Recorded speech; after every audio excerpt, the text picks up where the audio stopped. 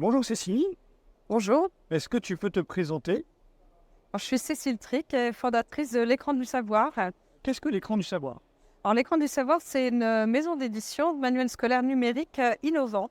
Sur quelle Sur- matière? Alors, on a commencé sur l'histoire-géographie seconde, et parce qu'en histoire-géographie, il y a une dimension importante pour la citoyenneté.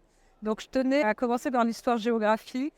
Et d'autre part, souvent on dit que les élèves qui n'ont pas l'habitude dans leur famille de fréquenter l'histoire ont plus de difficultés en histoire-géographie. Donc, c'était bien pour commencer notre manuel différencié. Pourquoi c'est important pour l'écran du savoir d'être présent à Educatec? Alors, c'est important parce qu'Educatec, c'est l'endroit où on rencontre beaucoup d'intervenants qui sont dans l'innovation. Donc, on peut rencontrer des institutionnels, des académies, des régions. On peut rencontrer d'autres startups, des libraires. On voit plein d'innovations et aussi des conférences très intéressantes. Et on voit l'air du temps. Là, par exemple, il y avait pas mal de conférences sur l'intelligence artificielle dans l'enseignement. Comment enseigner aux élèves à utiliser l'intelligence artificielle. Pourquoi avoir choisi le format numérique pour un manuel d'histoire et un manuel de géo? Alors déjà, il y avait une tendance, hein, ça vient des régions qui en lycée sont passées au numérique, plusieurs régions, elles ont permis cette innovation. Et à partir du moment où en Île-de-France, dans le Grand Est, PACA et d'autres régions, l'Occitanie, enfin plusieurs régions sont passées au numérique, à ce moment-là, il était important que le manuel innove. Et j'étais chez un autre éditeur scolaire et j'entendais souvent les enseignants dire ben, on a besoin que nos manuels soient plus différenciés des manuels papier. Et donc, j'ai cherché ce que le numérique pouvait apporter. Il apporte beaucoup de choses, en fait. Les enseignants ne se rendent pas toujours compte. Le numérique permet, c'est notamment la différenciation. Donc, un enseignant avec le même cours qu'il prend dans son manuel, les mêmes activités, les mêmes documents. Nous, avec les auteurs, on en a fait différents niveaux, 3 niveaux pour chaque document et exercice. Alors, ce n'est pas tous les documents exercices parce que ça serait un travail sans fin, mais on pourra enrichir plus tard. Et donc, ces documents et exercices, l'enseignant choisit et ça va automatiquement au niveau de l'élève en fonction de ses résultats que soit donne le manuel, soit l'enseignant connaît le niveau de ses élèves. D'accord, très bien. Alors, autre question. Un manuel numérique, c'est un manuel évolutif dans l'air du temps, ne pas sur des matières histoire et géo qui sont plutôt statiques. Alors, on pourrait peut-être le dire de l'histoire, bien qu'il y ait des débats souvent. Et puis les enseignants d'histoire, ce qu'ils cherchent à faire, c'est à mettre l'actualité en lien. Par exemple, il y a la guerre en Ukraine. Les élèves ont plein de questions. Donc, on peut ajouter dans le manuel ces différentes questions. Et en géographie, ça change tous les ans. Il faut prendre en compte les chiffres qui vont changer. En seconde, par exemple, on a les problèmes des aléas. On va pouvoir changer en fonction des différentes catastrophes naturelles qui malheureusement apparaissent assez de plus en plus fréquemment et qui donnent des exemples nouveaux chaque année. Ça permet à la fois d'expliquer l'actualité et puis de donner l'enjeu du passé avec l'actualité, en fait, dans les deux sens. Ouais, ça donne l'intérêt pour l'histoire en faisant comprendre qu'il y a une dimension historique des faits actuels. Et le manuel papier ne permettait pas ça? Parce qu'il était figé. Donc, vous ne pouviez pas. Aujourd'hui, on peut intégrer des nouveautés dans le manuel très facilement. Moi, j'ai mis au point un processus qui nous permet de changer du jour au lendemain les contenus. On peut ajouter de l'actualité. On peut, quand un enseignant me donne une idée ou me dit là, il y a un document qui est moins bien, je peux aussi le corriger parce que j'ai mis en place tout ce process qui me semble important.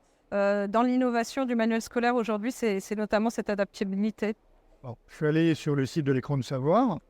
Il y a un bout de phrase qui m'a interloqué, j'aimerais que tu nous expliques. Toi, le manuel numérique est un outil générationnel. Alors, le manuel numérique est un outil ancien. Ça vient du latin de l'idée de le porter dans la main, Manu. Il faut qu'il évolue avec son temps. De mon point de vue, il doit correspondre à la génération des élèves actuels. Il n'y a pas de raison que le manuel reste figé. C'est pour ça que c'est très bien que les régions là, donnent l'occasion aux élèves d'avoir des manuels innovants. Et après, c'est justement aux éditeurs à jouer le jeu de l'innovation avec l'aide des enseignants, des remontées de tous les enseignants. Et donc, par exemple, nous, on met des exercices interactifs. Et c'est vrai que ça plaît beaucoup aux élèves. Ça fait partie de leur génération d'être en interaction avec le manuel. Cette idée d'interaction, par exemple, est un élément générationnel pour moi. Préparer les manuels d'histoire et de géo que vous proposez. Donc vous avez questionné des élèves, vous avez questionné des enseignants. Alors c'est vrai que c'est plus facile de questionner des enseignants, donc je suis beaucoup en contact avec les enseignants.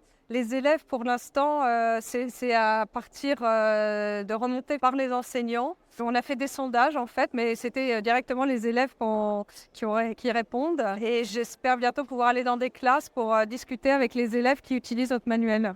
Une dernière question avant de passer à peut-être ton actualité.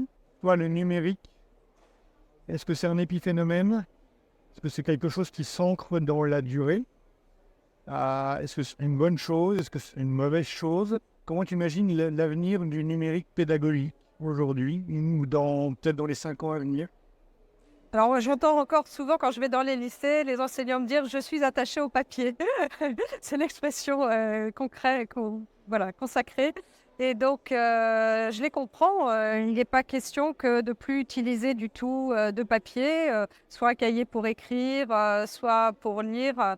Mais je pense que le numérique permet déjà de plus avoir à porter sur son dos quand on élève un cartable de 10 kilos. Je pense qu'il faut aussi penser aux élèves. C'est important aussi avec le numérique de former les élèves à l'usage du numérique. Par exemple, nous, dans notre manuel, on peut télécharger des fichiers, c'est tout simple, mais les élèves ne savent pas le faire. Et c'est quand même une mission de l'école, c'est de former les élèves à l'apprentissage de ce dont ils auront besoin dans leur vie future. Et pour ce qui est de l'avenir, je pense que le numérique permet plein de choses. Il permet de favoriser la collaboration entre élèves, il permet de favoriser aussi la collaboration entre enseignants. Enfin, c'est vraiment ouvert à plein d'innovations. Donc à partir du moment où on aime innover, où on aime que les choses évoluent en fonction des attentes et des pratiques, le numérique, c'est parfait.